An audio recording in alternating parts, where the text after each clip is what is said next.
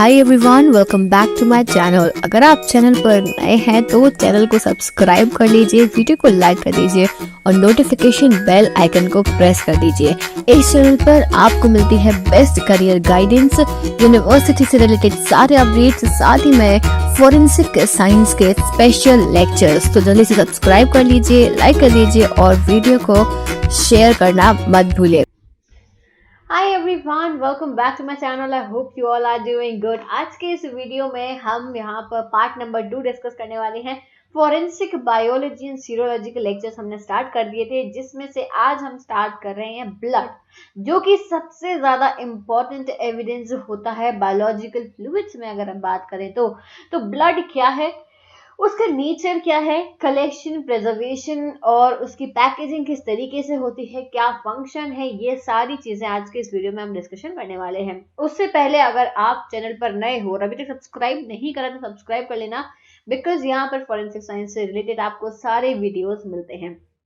So let's start today's lecture. और सबसे पहले मैं आपको बता दूं कैरेक्टरिस्टिक ऑफ ब्लड। ब्लड क्या है भाई, इतनी सिंपल सी बात है, हमें पता है ब्लड, हम जानते हैं ब्लड क्या है, बट जब हमें उसे डिफाइन करना होता है, जब हमें बताना होता है कि क्या है, तो थोड़ा सा हमें प्रॉब्लम हो जाती है। एक अगर हम उसके हिसाब से बात करें कि हम एग्जाम में क्या लिखें, ब्लड क्या है, ब्लड तो भाई ब्लड यानी खून बट ऐसा नहीं है, मैं आपको उसको एक्सप्लेन करना होगा। जैसे कि blood is an opaque and mobile fluid connective tissue. ठीक है, ये क्या है, एक opaque, what do you mean by opaque, जिसके हम आर पार नहीं देख सकते हैं, and mobile fluid connective tissue है।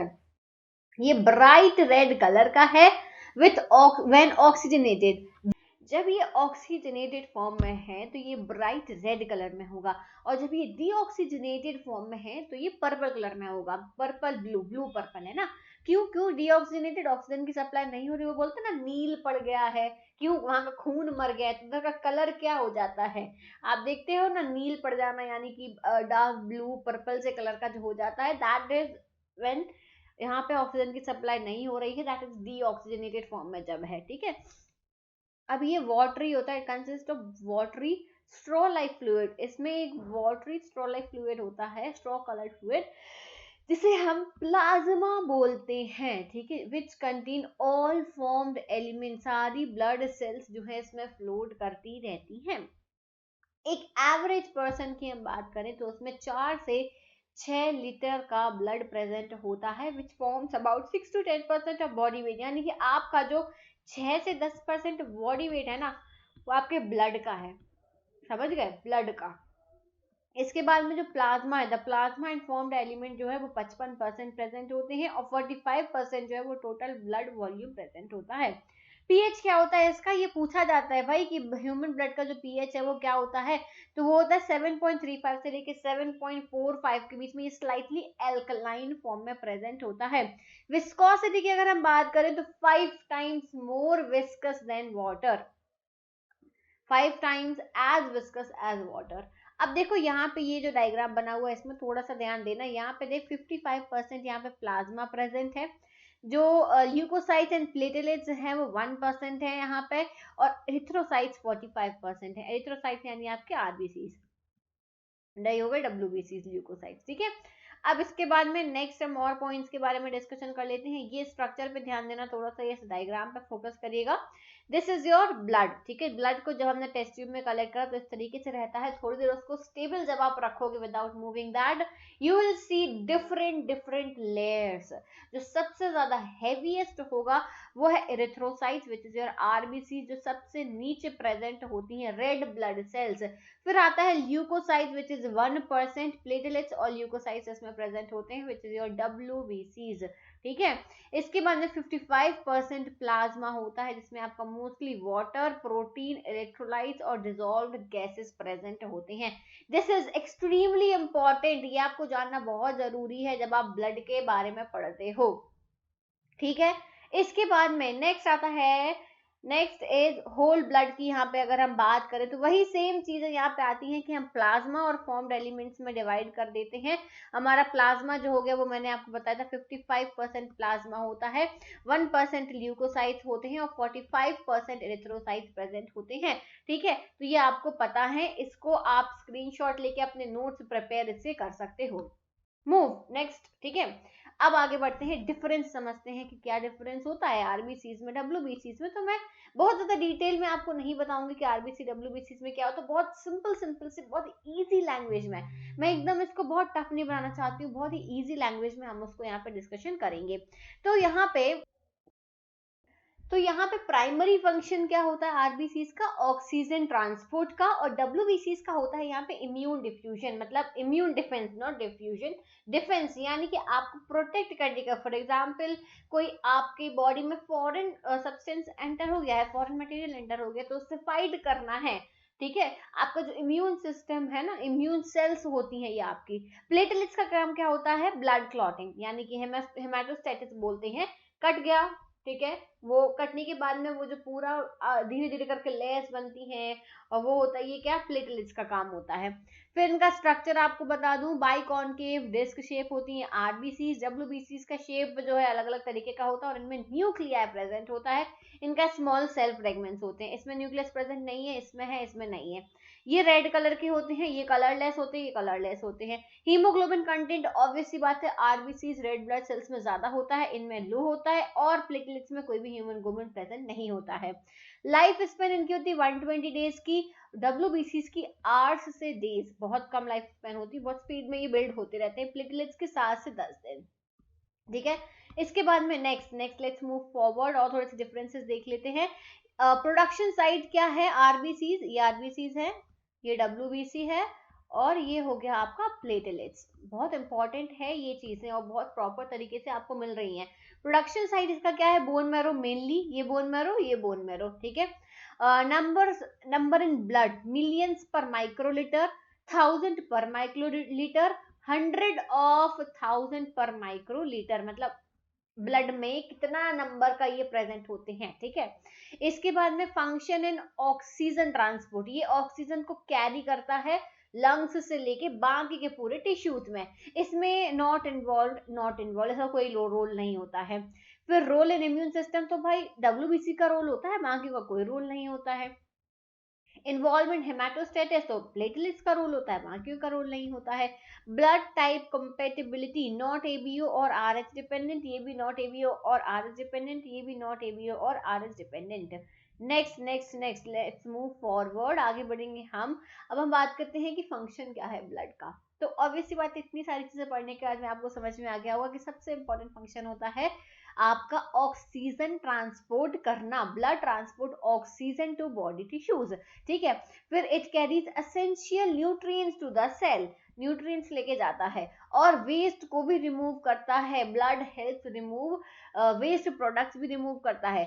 फिर आ तो ये होगी आरबीसी की बात, ये सारे किस किस के रोल है, आरबीसी के रोल है। अब डब्ल्यूबीसी क्या करता है, आपको डिफेंस देता है अगेंस्ट इन्फेक्शन, या आपके इम्यून सेल्स होते हैं जो आपको इम्यून करते हैं, इम्यून सेल्स हैं। प्लेटलेट्स की अगर हम बात करें तो ये ब्लड क्लॉटिंग में, यानी कि हेमाटोस्टेटिस में, इसका हेमाटोस्टेटिस में आपका हेल्प कर रहा है, ठीक है। नेक्स्ट, और हम बात करें फंक्शन ऑफ ब्लड की, तो इसके बाद में it transport hormones from for body regulation, hormones भी ट्रांसपोर्ट करते हैं, पीएच लेवल को स्टेबल करके रखता है, बॉडी टेम्परेचर बनाए रखता है, प्रॉपर फ्लूइड बैलेंस इंश्योर करता है, और बहुत सारी गैसेस भी जो है वो ट्रांसपोर्ट करता है। गैसेस की बात करें, ऑक्सीजन तो ले जा रहा है, वो भी एक गैस ही है। It acts as a buffer for pH stability, ठीक है। इतनी चीजें जो है वो उसके मेन फंक्शन होते हैं।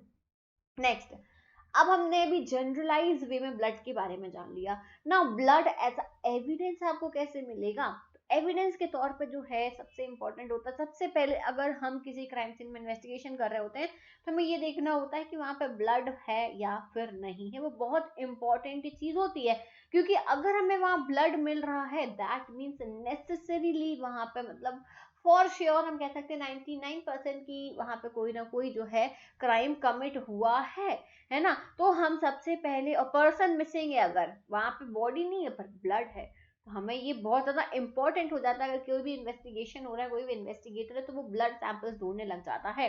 तो ये एज अ सैंपल बहुत इंपॉर्टेंट है, एज अ एविडेंस काफी इंपॉर्टेंट हो जाता है ब्लड के जो, क्योंकि क्या होता है ना, हमें ब्लड सिर्फ ऐसा नहीं है कि दिख नहीं रहा है तो नहीं है, ये चीज ध्यान रखना।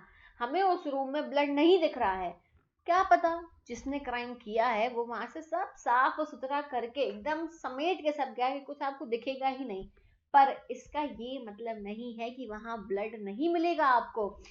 According to Locard's exchange principle के हिसाब से उन्होंने क्या कहा है लोकार्ड ने, कोई भी क्राइम अगर कमिट हुआ है, अगर कोई चीज कांटेक्ट में आती है, क्राइम कमिट हुआ है, you will definitely get something और दी अदर।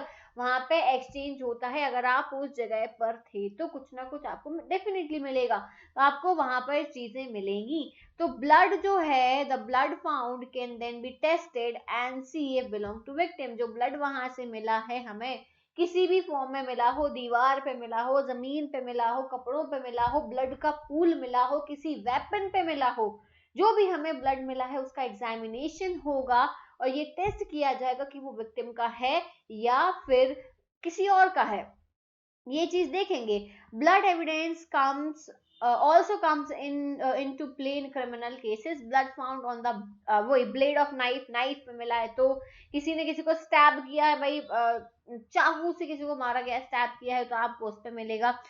उंगलियों पे मिल सकता है, यहाँ पे लिखा है कि mean victim slice their own finger. कभी हो सकता है कि ऐसा कुछ किसी को स्टैब करते टाइम पे विक्टिम ने जो आपको जो क्रिमिनल है हो सकता है उसकी उंगलियों पे आपको जो है उंगलियों से उसका भी खून गिरा हो, चाकू उसको भी लगा हो, मतलब बहुत सारे सिनेरियोज होते हैं, वो हम उसके बारे में डिस्कशन नहीं करते हैं कभी, वो बाद में डिस्कस करेंगे। सिंपल सी बात है कि आपको मिलेगा ब्लड, ठीक है। अब एक चीज ध्यान रखनी होती है, हर लाल कलर का लिक्विड ब्लड नहीं होता है। तो सबसे पहले तो ये डिटरमाइन करना होता है कि जो हमें ये रेड कलर का यहाँ पे दिख रहा है ये ब्लड है भी या नहीं, या सिर्फ हो सकता है सामने वाले ने फांसी लगाई हो, या फिर सामने वाले को मारा किसी अलग तरीके से गया है, वहां पे खून डाल दिया जिससे कि एक वो जो है फेक सिनेरियो बनाया जा सके, ये भी ऐसी भी पॉसिबिलिटीज होती है। तो पहले तो ये पता करना है कि वो ब्लड है या फिर नहीं है। अब ब्लड अगर कंफर्म हो गया ह्यूमन ब्लड है या एनिमल ब्लड है, चलो हमें ये भी पता चल गया कि ये इंसान का ही ब्लड है, ह्यूमन ब्लड ही है। अब किसका है हमें ये पता करना है कि ये किसका ब्लड है, तो वो हमें पता करना पड़ेगा। तो ये सारी चीजें मैं आपको बताऊंगी कि हम पहले तो हम ब्लड है या नहीं है वो कैसे पता करेंगे, किसका ब्लड है, ह्यूमन ब्लड है या एनिमल ब्लड है वो कैसे पता करेंगे, अब वो भी पता कर लिया तो किस इंसान का ब्लड है हम वो कैसे पता करेंगे, और उस ब्लड को हम कैसे स्टोर करेंगे, कैसे पैक करेंगे, कैसे पहुंचाएंगे, वो भी मैं आपको इसी वीडियो में बताने वाली हूँ। चलो आगे बढ़ते हैं, हम कलेक्शन प्रिजर्वेशन की ही बात करते हैं। तो आपको ब्लड कई तरीके से मिल सकता है।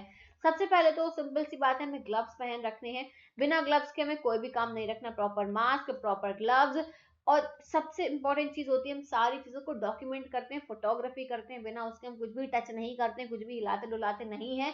वो आपको पता ही होगा, क्राइम सीन इन्वेस्टिगेशन वाली जो मैंने वीडियोस बनाई है उसमें कैसे होता है वो सब मैंने बताया हुआ है। चलो हम सारे स्टेराइल टूल्स ही यहाँ पे यूज करेंगे। अब करना क्या है, देखो करना क्या है, जो मेरे यहाँ आपको दिख रहा है, अभी इस पे फोकस नहीं करो, मेरी बातों पे फोकस करना है, सबसे इंपॉर्टेंट है। ब्लड आपको कितने तरीके से मिल सकता है, सबसे पहले हम बात करेंगे ब्लड पूल की, ठीक है। ब्लड पूल मिला है, ढेर सारा ब्लड, खून ही खून मिला है, तो आप उसको क्या करोगे, पूरा समेटोगे नहीं, आप उसका एक दो तीन चार कई दो तीन जगह से उसका लोगे, सैंपल इकट्ठा करोगे, आप दो बाइल्स लोगे। वाइल्स जानते हो, आजकल आते हैं वाइल्स आते हैं, एक होगा एक उसके साथ में प्रिजर्वेटिव के साथ में होगा, और एक जो होगा वो नॉर्मल ही आपको ऐसा का ऐसा ही उसमें स्टोर करना है। एक हम ऐसा इसलिए लेते हैं क्योंकि खून जो है वो थोड़े टाइम में जम जाता है, तो वो जमे ना, ठीक है, वो उसी स्टेट में प्रेजेंट रहे, इसीलिए हमने उसमें जो है प्रिजर्वेटिव डाल रखा है, और एक हमने नॉर्मली उसमें कलेक्ट कर लिया। तो हम दो बाइल में ब्लड पूल को हम वाइल्स में कलेक्ट करते हैं, ठीक है, वाइल्स में आपको कलेक्ट करना है। क्लियर हो गया ब्लड पूल। अब हो सकता है आपको स्टेन्स मिले हैं, ब्लड स्टेन्स ऑन फ्लोर, तो क्या करोगे, जैसे आपको इसमें लिख रहा है ये स्वैप कर रहे हैं, क्या कर रहे हैं, कॉटन का जो उन्होंने ईयरबड लिया है उससे उन्होंने क्या किया, इसे स्वैप कर लिया, स्वैप किया, ठीक है, और उस स्वैप को उसी बाइल के अंदर डाल के पैक कर दिया, ठीक है, तो आप उसको स्वैप कर लोगे। अब हो सकता है कि आपको टी शर्ट मिली हो या क्लोथ्स मिले हो, ठीक है, टी शर्ट हो, वेट है ये टी शर्ट, अभी सूखी नहीं है, तो आप इसको ड्राई करोगे। कैसे ड्राई करोगे? धूप में डाल दोगे? नहीं, क्या करोगे? आपको नॉर्मल एयर टेम्परेचर में, ठीक है, नॉर्मल हवा जो है, नॉर्मल एयर जो है, रूम टेम्परेचर पर ही उसको ड्राई करना है। ठीक है, ड्राई करने के बाद में उसको फोल्ड करना है। फोल्ड करने के बाद में उसको आप पेपर एनवलप में या बैग में पैक कर दोगे। ठीक है, ऐसे आपको अगर क्लोथ्स मिल रहे हैं तो वो रखने हैं। अगर बहुत बड़ा बेड शीट है, पूरा का पूरा चादर ही है, तो आप उसमें से कट कर सकते हो, कट करके ड्राई करके फिर पैक करना। ध्यान रखना, ड्राई एंड देन पैक। ठीक है, ये हो गया तीसरा सिनेरियो। चौथा सिनेरियो आता है कि आपको दीवार पे, वॉल पर स्टेन्स मिल रहे हैं। ठीक है, वॉल पर स्टेन्स हैं, अगर वेट है तो अगेन आप स्वैप कर लो। अगर ड्राई स्टेन्स है तो आप क्या करो, अब आप दीवार तो लेके नहीं जा सकते, या दरवाजे पे स्टेन्स है तो आप लेके नहीं जा सकते, तो what we do is we scrape it, हम इसको स्क्रैप कर लेंगे। स्क्रैप करने के बाद में हम उसको उसी वाइल में पैक कर लेंगे। ठीक है, स्क्रैप करके आप पैक कर लो। समझ में आ गया? ये अलग अलग तरीके से ऐसे होता है। अब हमने सारी चीजें पैक कर ली, देखो यहाँ पे भी लिखा है wet stain allow to swab to air dry before packaging. ठीक है, ये ध्यान रखना। ड्राई ब्लड स्टेन है, आप उसमें थोड़ा सा डिस्टिल वाटर डाल के उसको मॉइस्चर कर सकते हो। ठीक है, dab and gently scrape scrape कर लो अगर। ठीक है, ये टेक्निक्स होती हैं। पैक कर लिया हमने, एविडेंस हमारे पास बाइल है, उसमें लेबल लगाएंगे, लेबल चिपकाएंगे। उस लेबल पे किसने कलेक्ट किया है, location, date, time, case number, ये सारी चीजें मेंशन करेंगे। सारे के सारे एविडेंसेस को उठा के एक कार्टन में डालेंगे। एक हम वो ले लेंगे, बॉक्स ले लेंगे, उस बॉक्स में सारे एविडेंसेस रखेंगे। अगेन उसको, उसके ऊपर हम क्या करेंगे, लेबल लगाएंगे पैकेजिंग का, सारी डिटेल्स उस पर मेंशन करेंगे और सील लगाएंगे। उसको पैक करके सील लगाएंगे। वो सील्ड होने चाहिए सारे एविडेंसेस, अगर सील्ड नहीं है तो लैब में एक्सेप्ट नहीं होते हैं। इस तरीके से आपको करना पड़ता है। देखो ये लिखा हुआ है, seal and label the bag with necessary information. Seal करो और फिर करो, ठीक है, फिर उसको पैक करो। समझ में आ गया बात? यही होता है collection, packaging, preservation, maintain chain of custody. किस किस के हाथ में वो एविडेंस अब आगे जा रहा है। एविडेंस पैक करने के बाद में आपको एक जो है पूरा बनाना पड़ता है, चार्जशीट बनेगी, पूरा उसमें चेन ऑफ कस्टडी मेंटेन होगी। साथ ही में फॉरवर्डिंग लेटर दिया जाएगा इन्वेस्टिगेटिंग ऑफिसर के द्वारा। उस फॉरवर्डिंग लेटर में लिखा जाएगा कि आप इस ब्लड में क्या जानना चाहते हो, और परमिशन दी जाएगी कि आप इन एविडेंसेस के साथ में कुछ भी कर सकते हो, कोई भी टेस्ट लगा सकते हो in order to get the results. ये परमिशन रहती है। ठीक है, तो ये चीज यहाँ पे की जाती है। Is that clear? I hope कि आपको समझ में आ गया होगा। ट्रांसपोर्टेशन का वही मैंने बताया, पैक करके फिर कोई भी जो पर्सन है, पुलिस का ही एक आदमी जो है वो ले जाएगा और वहां पे सबमिट कर देगा। Is that clear? I hope कि आपको ये समझ में आ गया होगा, ये चीजें क्लियर हो गई होंगी कि कैसे कलेक्शन, पैकेजिंग, प्रिजर्वेशन किया जाता है। अभी भी अगर डाउट है आपको इसमें, तो मेरा एकदम सेपरेट वीडियो बना हुआ है, collection, packaging, preservation of blood, semen, saliva, vomit, faecal matter, hair, soil, सब पे बना हुआ है। क्राइम सीन इन्वेस्टिगेशन वाला एक प्लेलिस्ट मिल जाएगा, उसमें आप चेक कर सकते हो। So that is it for today. I hope कि आपको ये समझ में आ गया होगा। कोई डाउट तो कमेंट सेक्शन में पूछना, टेलीग्राम ग्रुप को ज्वाइन कर लेना और इंस्टाग्राम पे मुझे फॉलो करना मत भूलना। Thank you so much everyone, take care, bye bye.